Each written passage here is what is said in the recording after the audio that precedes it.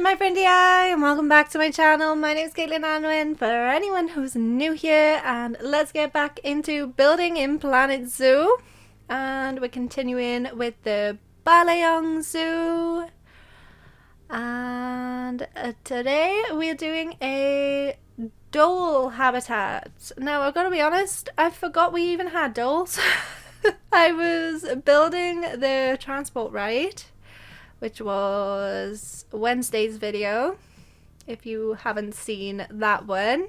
A couple of my previous videos will always be up in the iCards, so if you've missed anything, it'll always be there. And I was adding signs into the stations to hint to what habitats the stations were near for the transport ride, and I'd realised that I kind of forgotten about the dholes. Because I just realised that I'd forgotten about the dholes, I thought I should give them a habitat.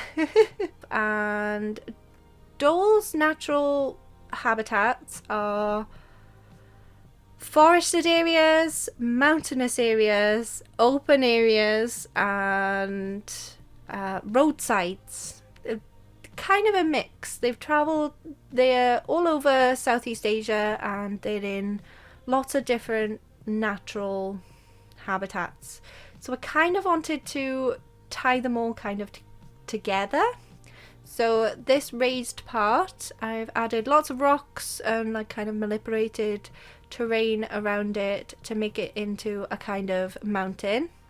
And as you can see, I have been like play testing this and checking whether the dholes can actually climb up this, because adding the rocks was the whole point of trying to get them to be able to climb up the mountain, which it does work. I've just cut out all of that because that heat map mode, I really don't enjoy the look of it, like the whiteness, the white and blue. I hate it. I mentioned that in the Binturong video, I think, the treehouse. So I've just cut all that out. And on the top, instead of keeping that all flat, because that didn't really look like a mountain to me, I thought I would make a natural shelter for them, like with terrain manipulation, and make like a little cave, but still tie in some of the features that we've got in other habitats. Like those rocks are the same rocks that we used for the Malayan tapir's waterfall. So things kind of tie in together, but I didn't want things too samey. I didn't want everything to be perfectly smooth. I wanted to like go in and add extra little details, maybe some like stalactites. I wish I could make them slightly smaller to make more stalactites in the cave, but I wanted it like kind of bumpy and more natural looking. And then to blend it in more with the mountain itself, I grabbed some of the rocks that I'd already placed down for the dholes to climb up, and place them around the cave to kind of blend it all in together. It's a tip that I actually got off Reddit. Oh, I just did the British thing where T's are non-existent. Reddit, sorry. I'm Welsh, like I put extra letters in things where they're not supposed to, and I ignore other letters. But yeah, I follow a Planet Zoo subreddit where people show off like their zoos and their builds, just to see what other people are doing. Like I love Steam Workshop for looking at different creations. I have got into Steam Workshop a little bit more myself as well. I've got everything up from the underwater zoo and pretty much everything for this zoo as well. So they'll be linked in the description. If you do play Planet Zoo yourself and you want any of my builds, my Steam Workshop is linked in the description. So what I was saying was, I was seen on Planet Zoo subreddit that someone had built a natural cave in their zoo, and one of the comments was to add in extra little rocks on the edges of the cave to blend the terrain into the rocks and stuff. So that's why I added them on top of the cave as well. And I think it does look a lot more mountainous adding the rocks on top of the cave too. And I wanted to then add in a bit of a forested area for the Dholes, because that is a natural habitat of theirs. And because the Dholes are this reddy, coppery brown colour, kind of like foxy colour, I wanted to add in some red and yellow trees, and these trees are suited for their habitat environment. They do like these trees. And I have an Acer tree, like a small one, in my garden, and when I was not feeling so good.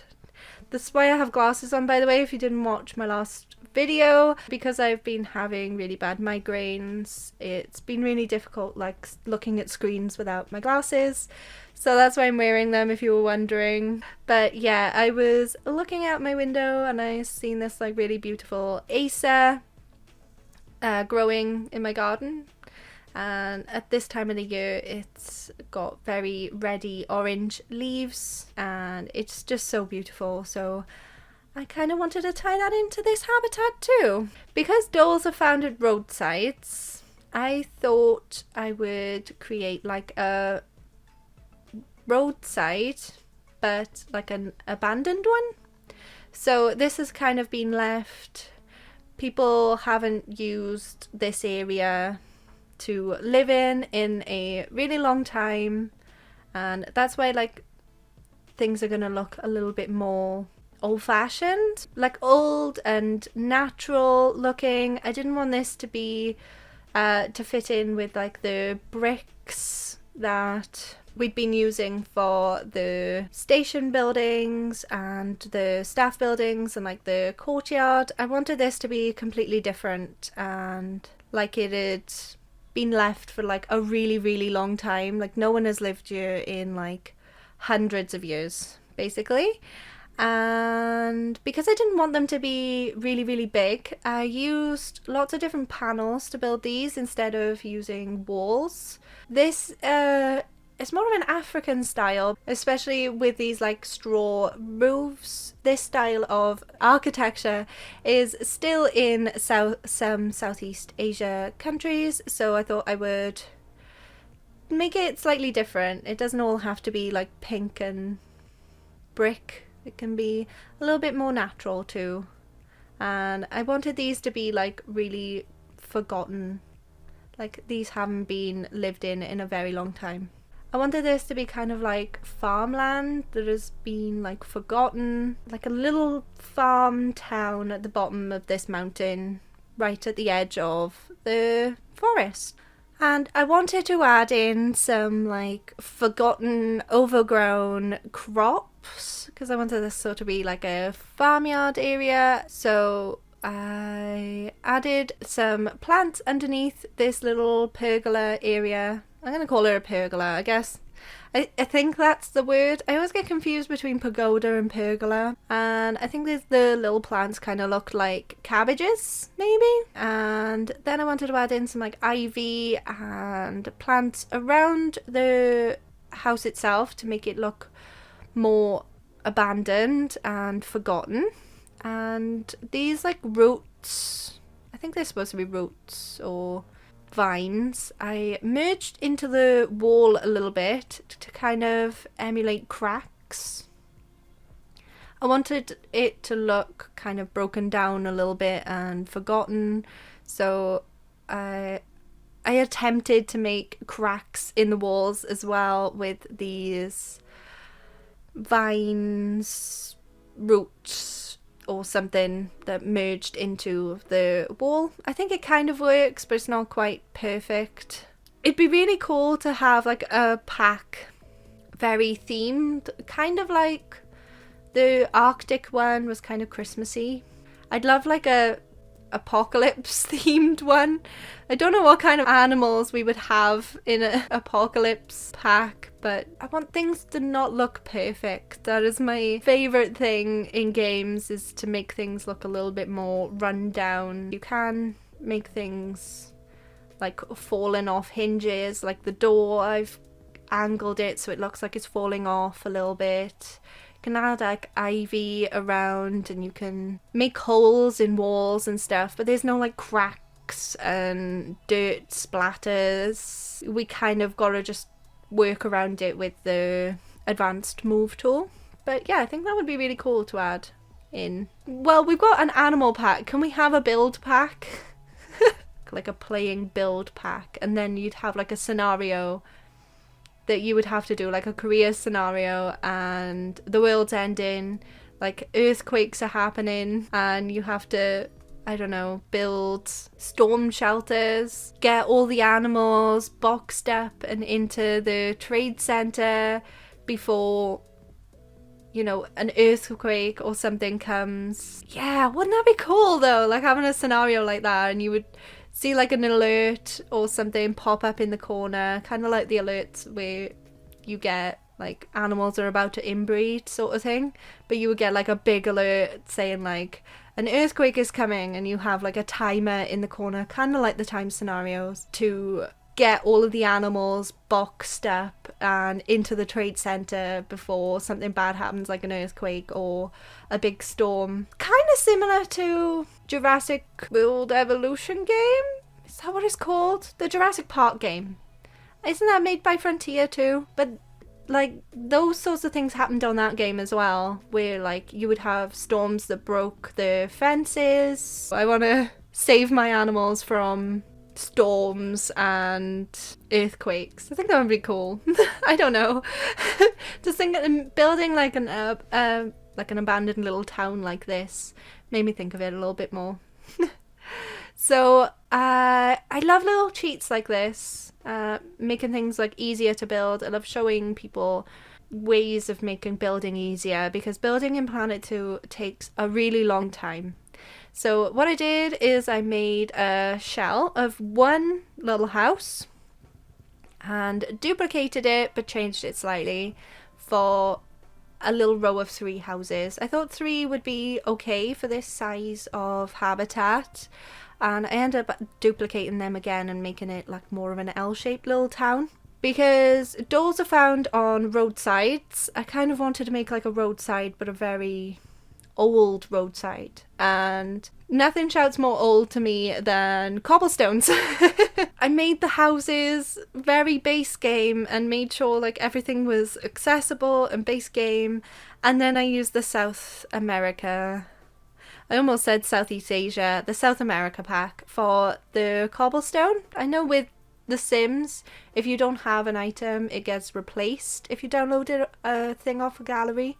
So if you don't have the pack, whatever item was from the pack would just be replaced. So I don't know whether if you downloaded this, the cobblestones would be replaced with other things, or they're like ruin walls, but I'm calling them cobblestones. I don't know whether they would be replaced or they would be removed and the road wouldn't be there. But it's just for looks, really. Like, the cobblestone doesn't really do much. I thought maybe this, like, area around the back of the little village, it used to be, like, a farm, and because the Dholes have been here for so long, they've, like, dug around, and rainfall has made this part flood. Because it used to be like a farm, maybe, something like that. And I wanted the water to look slightly dirty, so I played around with the settings a little bit, and it's still slightly see-through, transparent, whatever, but it is like a dirty colour, like muddy puddle water, and that's what I was thinking like this area would be. And like this back area used to be like a working farm, but now it's kind of overgrown and flooded. This bit's a little bit more abandoned, and like the forest just outside of the farm has like flourished, but like this part is kind of overgrown and kind of died off a little bit. It's not as like lush as the forest in the background. Put some like nettles and stuff, like weeds basically. That's what I was thinking, like this area would be like weeds and stuff. Yeah, I'm really happy with how this little village turned out. I was just going to use blueprints for this, but I'm glad I built my own little village, and it looks really different. I don't think I've fit in with like a specific style. I just wanted it to look old, maybe traditional, like native. I'm not sure. It's just a style of its own. It's a forgotten little abandoned village. I really like it. But yeah, we do have a station by the Dholes as well, so hopefully guests will come down into this area once the zoo is open. And I'm using the frames again for the education boards. I've added a little dhole face for the frame as well. It fits quite nicely in on that one corner as well with the image for the education board. Clouded leopard, the sun bear, the proboscis monkey and the giant leaf insect are going to be on that lower part of the map, so I want to encourage guests to come around that area. I've also included another animal talk point for this habitat too. I thought this one would fit in quite nicely for an animal talk point. And add in some dhole signs as well, trying to theme everything around that area to be all about the dholes.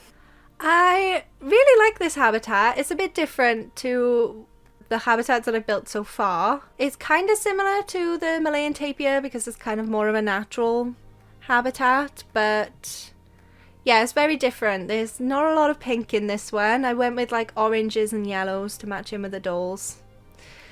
But yeah, you can see the dholes walking around their lovely habitat. They can get up into the cave and up the mountain, and they can get into some of the village buildings as well. I did check.